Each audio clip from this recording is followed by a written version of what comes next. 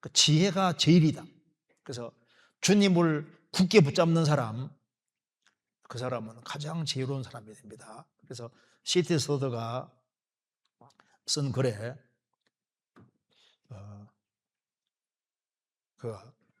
단 한 번뿐인 인생, 그것은 곧 지나가리라. 오직 그리스도를 위해 되어진 일, 그것만이 지속되리라. 그렇죠. 그 말대로 이 세상 금방 지나갑니다. 이 세상도 정욕도 다 지나가는데 우리가 주님을 알고 주 안에서 되어진 것만, 그것만 다 남는 것이 되는 거예요. 자, 잠언 4장 보겠습니다. 그래서 지혜를 얻으라는 것을 말하면서 이제 13절, 4장 13절, 훈계를 굳게 잡아 놓치지 말고 지키라. 이것이 내 생명이니라. 그래서 훈계를 잡되 그냥 잡지 말고 굳게 잡아서 놓치지 말고 지키라. 이것이 내 생명이니라. 자, 그러면서 아주 중요한 것을 말하고 있습니다. 20절에 23절입니다. 무릇 지킬 만한 것보다 더욱 내 마음을 지키라.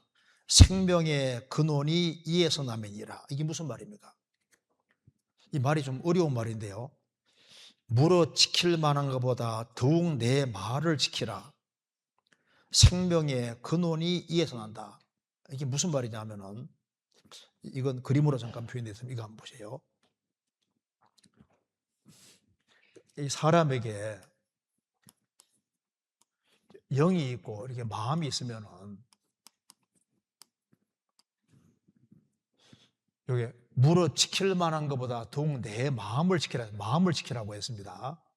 그런데 구원 안 받은 사람은 영이 죽어 있잖아요. 근데 구원 받은 사람은 잠언 1장에 뭐라 했습니까? 잠언 1장에서 생명을 얻으라고 했는데요. 생명을 얻는 사람, 회개하고 돌이키는 사람은 주님께서 나의 신을 부어준다고 했습니다. 그래서 구원받은 사람 영속에는 성령이 와 계신데 성령이 생명입니다. 그 생명이 이제 활동을 하는데 이 영이 활동할 때 마음을 통해서 이렇게 바깥으로 활동하게 되는 거예요. 그 마음을 통해서 이게 행동으로 나오게 되는데, 그래서 이 구원받은 사람 영속에 이 성령 역사하셔서 생명이 이제 바깥으로 이렇게 분출될 때 마음이란 통로를 통해서 분출된다 그 말입니다. 그러니까 구원을 받아서도 마음이 흐트러지면은 생명 활동이 제대로 될 수가 없는 거예요. 그래서 여기에 말씀하기를 무릇 지킬 만한 것보다 더욱 내 마음을 지키라. 생명의 근원이 있어야 합니다. 생명의 분출이 마음을 통해서 이렇게 바깥으로 나오기 때문에 마음을 잘 지켜야 된다. 우리 입술도 지켜야 되고 우리 재산도 지키지만은 그보다 더 지켜야 될 것이 뭐냐? 무릇 지킬 만한 것보다 더욱, 무슨 말입니까? 제일 지켜야 될 것이 마음을 지켜야 된다. 마음이 흐트러지면은 생명의 근원이 마음을 통해서 바깥으로 나오는데 마음이 흐트러지면 신앙생활이 다 흐트러지고 생명의 활동이 제대로 될 수가 없다는 걸 말하고 있는 겁니다. 그래서 마음이 흐트러지면은 신앙생활 삶도 다 흐트러지는 거예요. 그래서 마음을 지키라. 자, 이 마음은 성경에서 허리와 똑같다고 했습니다. 성경 베드로전서 1장 보겠습니다. 베드로전서 1장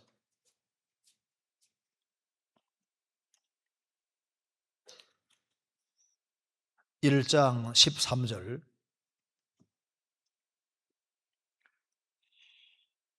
그러므로 너희 마음의 허리를 동이고 근신하여 예수 그리스도에 나타나실 때 너희에게 가져올 은혜를 온전히 바랄지어다.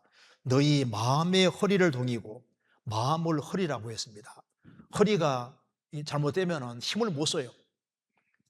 우리 신앙생활에서 이 마음이 허리에 해당되는 부분인데, 마음에 아주 비장한 각오를 하고 허리띠를 딱 졸라매는 것처럼 마음에 비장한 각오를 한 사람은 마음을 잘 지키고 그러면은 이 생명 활동이 아주 강하게 나타날 수 있는 겁니다. 그 마음에 비장한 각오를 가지고 사는 사람과 안 가지고 사는 사람 다르잖아요. 그래서 성경은 말씀하기를 마음은 전쟁터이기 때문에 마귀가 어디를 넘보냐 하면 영 속에는 못 들어오잖아요. 영 속에는 주영이 계시니까. 주와 판자는 한 영이 됐으니까 영 속에는 못 들어오니까 마음을 공격 대상으로 삼습니다. 성경 에베소 3장입니다. 에베소서 3장 17절 믿음으로 말미암아 그리스도께서 너희 마음에 계시게 하옵시고 너희가 사랑 가운데서 뿌리가 박히고 터가 굳어져서 믿음으로 말미암아 그리스도께서 너희 마음에 계시게 하옵시고. 그리고 마음은 전쟁터이기 때문에 이 마음은 주님이 주장할 수도 있고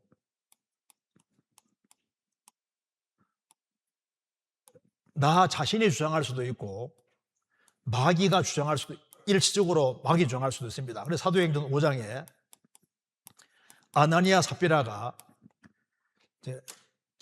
밭을 다 팔아가지고 마치 다 바치는 것처럼 하면서 교회 앞에서 일부를 몰래 감췄잖아요. 그리고 다 바친 것처럼 했습니다. 베드로 사도가 뭐라 했습니까? 아나니아야 어찌하여 사단이 내 마음에 가득하여 땅값을 말아 감추었느냐. 사단이 내 마음에 가득하여. 그 마음은 일시적으로 마귀가 정복할 수도 있고 자기가 정복할 수도 있고 주님이 정복할 수도 있는 거예요. 마음은 전쟁터입니다. 그러니까 이 마음을 마귀가 일시적으로 지배하면 마귀 짓하고 아주 담대하게 거짓말하는 거예요. 그렇죠? 그러니까 마음을 잘 지켜야 됩니다. 그 마음은 성과 같은데 이 마음이라는 성에 그 사무엘 하 20장에 보면은 아벨 성에 세바라는 사람이 들어왔잖아요. 다윗 대적자가 들어왔습니다. 그거 두면은 그 성을 요압이 다 무너뜨리려고 했기 때문에 한 지혜로운 여인이 뭐라 했습니까? 그 세바만 끄집어냈잖아요. 그 성을 살렸습니다. 우리 마음이라는 이 성에 들어오지 말아야 될 것이 들어오면은 신앙생활을 망칠 수 있습니다. 그러니까 성경에서 말씀하기를 뭐라 했습니까? 마음을 잘 지켜야 된다고. 마귀는 그리스도인들의 신앙생활을 망치기 위해서 마음을 공격대상으로 삼고 우리가 주님을 향한 그 마음을 자꾸 뺏어가려고 마귀가 노력합니다. 호세아 4장 11절 음행과 묵은 포도주와 새 포도주가 마음을 빼앗느니라. 여기에 마음을 빼앗는 것이 나와 있는데 음행이 마음을 빼앗는다. 여기에 음행이라는 것이 여기에 기본적으로 우상숭배 가르칩니다. 마음에 주님보다 더 중요한 우상이 들어와 있으면 이 우상이 자꾸 마음을 뺏어가잖아요. 그리고 묵은 포도주는 쉽게 말해서 구원받기 전에 즐기던 즐거움, 그 세상적인 즐거움, 새 포도주는 새로 생긴 즐거움들, 육신적인 즐거움들. 그래서 이 세상적인 즐거움이 마음을 계속 도익질하는 거예요. 마음을 지켜야 되는데 주님을 향한 마음을 뺏어가는 것이 뭐냐? 여기 말한 대로 음행과 묵은 포도주와 새 포도주, 구원받기 전에 즐기던 즐거움, 구원받은 이후에 생긴 새로운 종류의 즐거움들, 이런 것들이 그런 것들 때문에 마음이 싹 주님을 향하는 마음이 뺏길 수 있습니다. 그래서 성경에서 말씀하기를 마음을 지켜라. 어떻게 하면 마음을 지킬 수 있을까요? 그래서 성경에서 말씀하기를 어떻게 마음이라는 포도원을 지키느냐. 성경에 말씀하기를 아가서 2장 15절에 뭐라 했습니까? 우리를 위하여 작은 여우 곧 포도원을 허는 작은 여우를 잡으라. 우리의 포도원에 꽃이 피었습니다.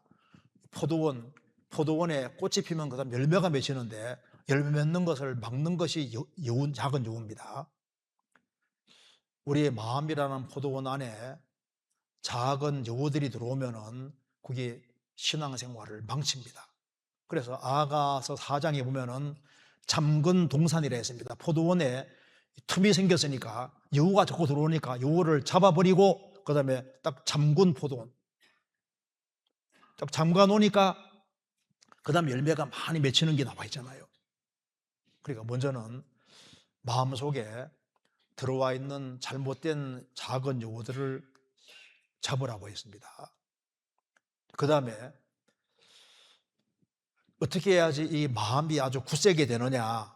히브리 13장에 말씀하기를 마음은 은혜로서 굳게 함이 아름답고 은혜를 자꾸 받아야만 마음이 굳세지고 튼튼해지는 거예요.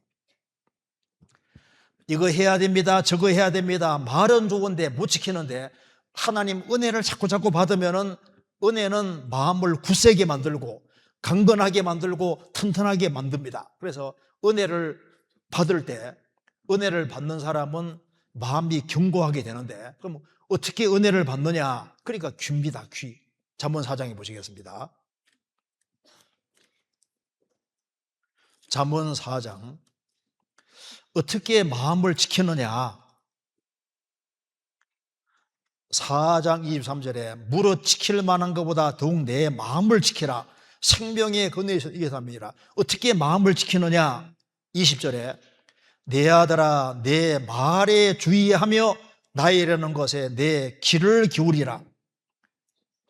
하나님 은혜가 오는 통로가 귀이기 때문에 귀로 무엇을 열심히 듣느냐? 그것을 통해서 마음이 딱 붙잡히는 거예요.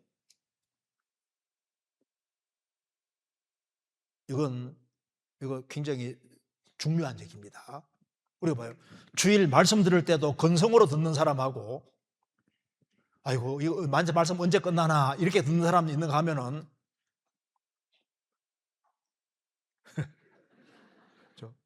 귀를 기울이고 간절하게 듣는 사람이 있는데 신기한 것은 말씀이 영이고 생명이기 때문에요.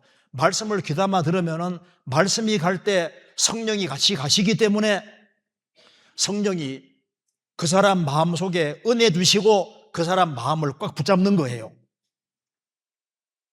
그래서 누가 신앙생활 잘하느냐? 누가 마음이 붙잡히느냐? 하나님 말씀을 열심히 잘 듣는 사람이 마음이 붙잡힙니다. 성경 시편 119편에 말씀하시기를 청년이 무엇으로 그 행실을 깨끗게 하리이까 주의 말씀을 따라 삼갈 것이니이다. 내가 주께 범죄치 아니하려 하여 주의 말씀을 내 마음에 두었나이다. 하나님 말씀이 자꾸 들어오면은 젊은 청년이 얼마나 육신이 강해요. 근데 말씀을 자꾸 들으면 말씀이 그 사람 마음속에 들어오면 말씀이 그 사람 마음을 딱 붙잡는 겁니다. 사랑 안에서 자기를 지키며라는 말씀대로 주님을 사랑하는 마음이 크면 클수록 마음 지키기가 쉬운 거예요. 그리고 민수기 15장에 보면은 이스라엘은 옷을 만들 때 옷귀에 술을 만들어 청색끈을 달으라고 했습니다. 민수기 15장에 방종케 하는 자기 마음과 눈의 욕심을 쫓지 않게 하기 위해서 청색끈을 달으라고 했는데 청색끈은 하늘을 기억나게 하는 색깔이잖아요. 우리가 마음을 지키기 위해서 주님을 기억나게 하는 것을 우리 가까이에 두는 것이 좋은데 청색끈 중에 제일 좋은 것이 뭡니까? 우리 형제자매들을 가까이 두는 것이 제일 좋은 거예요. 신앙생활을 잘하는 사람을 가까이에 같이 두면은 마음 지키기가 쉽습니다. 그래서 누가 신앙생활을 잘하고 누가 마음을 잘 지킵니까? 모임에 충실하게 나오는 사람, 그리스도인들이 같이 모일 때 같이 모이는 걸 좋아하는 사람들, 그런 사람들이 마음이 지켜지는 거예요. 그리고 누가 마음을 지키느냐? 베드로전서 4장 1절 2절에 말한 대로 육체의 고난을 받은 자가 죄를 거쳤다는 말씀대로 주님을 위해서 기꺼이 고난받기를 각오하고 살아가는 사람, 죽으면 죽으리라 그런 마음을 가지고 살아가는 사람이 그것이 마음의 갑옷이 되는 겁니다. 잠언 4장입니다. 18절, 17절입니다. 17절에 불의의 떡을 먹으며 강포의 술을 마심이라.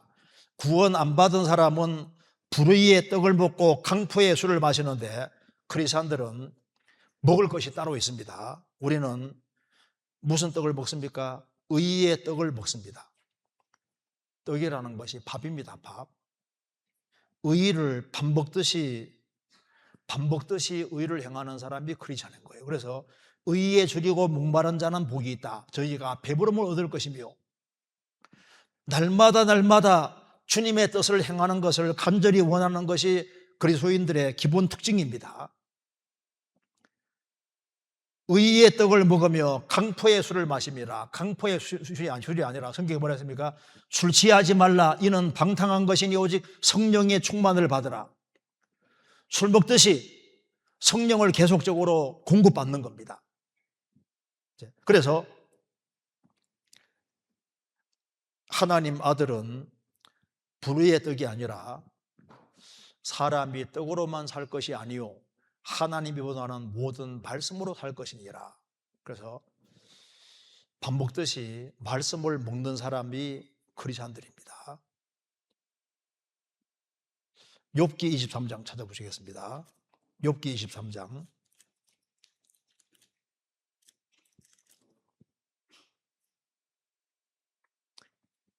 12절.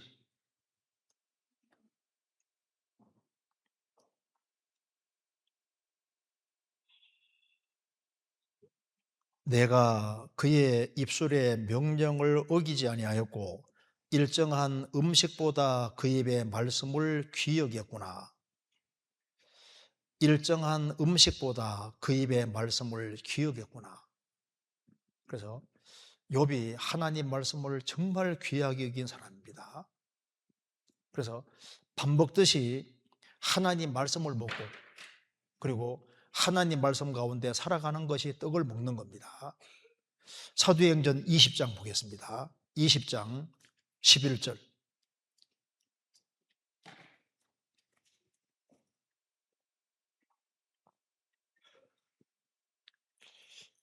20장 11절에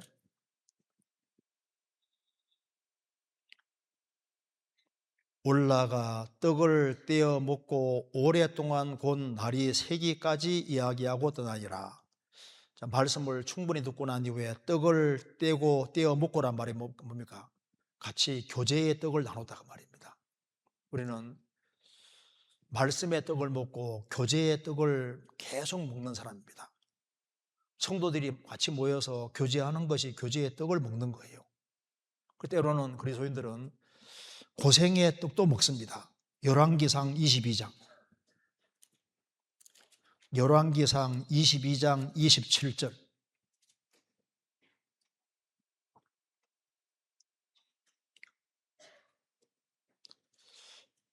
22장 27절 558페이지. 말하기를 왕의 말씀이 이놈을 옥에 가두고 내가 평안이 올 때까지 고생의 떡과 고생의 물로 먹이라 하라. 미가야 선지자는 하나님 말씀을 증거함으로 인해서 고생을 옥에 가둬지고 고생을 많이 했습니다. 그래서 여기에 고생의 떡과 고생의 물이란 말이 나와 있죠. 우리는 불의의 떡을 먹는 게 아니라 우리가 주님 때문에 고생하고 고난받는 그게 떡을 먹는 생활인 거예요.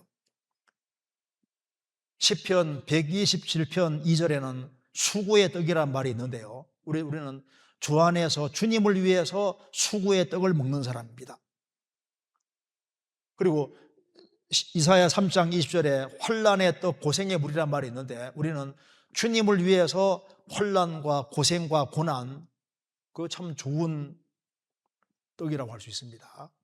그래서 세상 사람들하고 먹는 거하고 다릅니다. 그래서 그리스도인들은 주님이 주시는 불의의 떡, 강포의 술이 아니라 주님이 주시는 말씀의 떡을 먹고 그래서 이 바른 길을 우리가 걸어가는 겁니다. 그래서 우리는 정직한 첩경으로 가다가 주님을 만나는 겁니다. 잠언 4장입니다. 잠언 4장 11절. 내가 지혜로운 길로 내게 가르쳤으며 정직한 첩경으로 너를 인도하였은즉. 지혜로운 길, 정직한 첩경, 우리는 이 길을 가는 겁니다. 14절에 사특한 자의 첩경에 들어가지 말며 악인의 길로 다니지 말지어다. 그 길을 피하고 지나가지 말며 돌이켜 떠나갈지어다. 우리는 악인의 반대 길을 가는 사람입니다. 그러다가 주님을 만나는 거예요. 그래서 이제 이 잠언 4장에 결론적으로 4장 다시 보시겠습니다. 4장 끝에 보시면은 여기 27절에 우표로나 좌편으로나 치우치지 말고 내 발을 악에서 떠나게 하라. 우리가 좌우로 치우치지 아니하고 똑바른 길을 걸어가려면 어떻게 됩니까? 26절에 25절에 내 눈은 바로 보며 내 눈꺼풀은 내 앞을 곱게 살펴 내 발에 행할 첩경을 평탄케 하며 내 모든 길로 든든히 하라. 이게 똑바로 가려면 눈이 바르게 되어 있어야 됩니다. 눈이. 그럼 어떻게 하면 눈이 붙잡힐 수 있을까요? 어떻게 하면 입이 붙잡힐 수 있을까요? 24절에 괴유를 내 입에서 버리며 사곡을 내 입술에서 멀리하라. 이게 어떻게 가능할까요? 그러니까 23절에 키는 마음이라고 했습니다. 무릇 지킬 만한 것보다 더욱 내 마음을 지키라. 생명의 근에서의 남이니라. 그래서 우리가 마음이 딱 붙잡히는 사람은, 마음이 붙잡히면은 입이 붙잡힙니다. 그렇죠? 마음이 붙잡히면은 눈이 붙잡히는 거예요. 눈이 붙잡히면은 바른 길을 딱 걸어갈 수 있게 되는 겁니다. 그럼 어떻게 마음이 붙잡히느냐? 20절에 내 아들아 나의 말에 주의하며 나이라는 것에 내 귀를 기울이라. 귀를. 그래서 귀로 열심히 듣는 사람은 마음이 딱 붙잡혀요. 자, 보세요. 다윗이 전쟁터에 있을 때는 마음이 딱 붙잡혀 있었잖아요. 근데 사무엘하 11장 보면은 왕궁에 있으면서 마음이 풀어졌습니다. 그러니까 늦게 일났고, 그 다음에 보니까 바세바가 무교하는 걸 봤는데 그걸 주목해서 자세하게 계속 봅니다. 그 다음에 누군지 알아보게 하고 동침을 하게 되고 나중에 우리아까지 죽이게 되잖아요. 그러니까 봐요. 이게 마음이 딱 붙잡혀 있으면은 목욕하는 거 보면 목욕하는구나 하고 이제 지나가는데 마음이 풀어지니까 자세하게 보게 되고 그러면서 이제 일을 저지르게 되잖아요. 그러니까 여기에 잠언은 우리에게 얘기해 줍니다. 우리가 어떻게 하면 바른 길을 걸어갈 수 있느냐? 바른 길을 걸어가야 되는데 바른 길을 걸어가려면 눈이 바르게 돼 있어야 되고 입이 붙잡혀야 되는데 어떻게 눈과 입이 붙잡히느냐? 마음을 붙잡, 마음을. 마음은 어떻게 붙잡히느냐? 귀를. 그래서 신앙생활은 무엇을 열심히 듣느냐? 이것으로 결정되니까 귀가 제일 중요한 문제다. 우리가 귀로 말씀을 들어서 구원받았습니다. 구원받고 난 이후에도 귀로 열심히 잘 듣는 사람은 그 귀를 통해서 하나님께서 하나님 은혜를 넣어주시고 능력과 모든 걸 다 주시기 때문에 마음이 붙잡혀서 신앙생활을 잘하게 되고 그래서 의인의 길은 점점 빛나서 원만한 광명이 이루고 천국까지 가게 되는 겁니다. 그래서 여기가 잠언 4장에 악인의 삶과 의인의 삶이 잘 기록되어 있는데 가장 중요한 키는 귀입니다. 귀. 그래서 잘 듣는 게 제일 중요한 거예요.